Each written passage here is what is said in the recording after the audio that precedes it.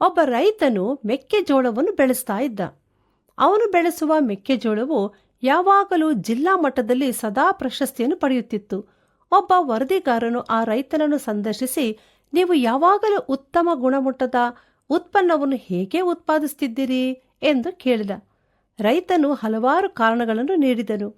ಅದರಲ್ಲಿ ಒಂದು ಕಾರಣವು ಬಹಳ ಆಸಕ್ತಿದಾಯಕವಾಗಿತ್ತು.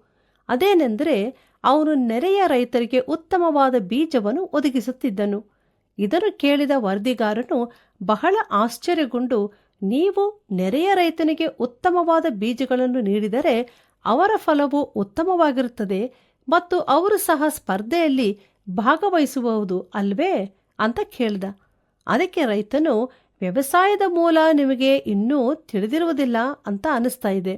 ಪ್ರತಿಯೊಂದು ತೋಟದಲ್ಲಿ ಬೀಜಗಳನ್ನು ಗಾಳಿಯಲ್ಲಿ ತೂರಲಾಗುತ್ತದೆ. ಅದು ಅಕ್ಕಪಕ್ಕದ ತೋಟದಲ್ಲಿಯೂ ಬೀಳುವುದು ಸಹಜ.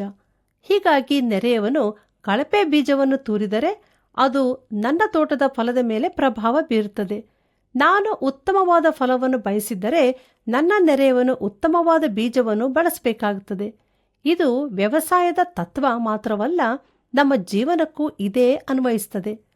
ನಾನು ಸಂತೋಷವಾಗಿ ಬಾಳಲು ಬಯಸಿದರೆ ಉತ್ತಮವಾದದ್ದನ್ನು ನಾನು ಇತರರಿಗೆ ಕೊಡಬೇಕು ಎಂದು ರೈತನು ಹೇಳಿದನು. ಇದು ಎಷ್ಟು ಅದ್ಭುತವಾದ ಸತ್ಯವಾಗಿದೆ ಅಲ್ವಾ ಪ್ರಿಯರೇ?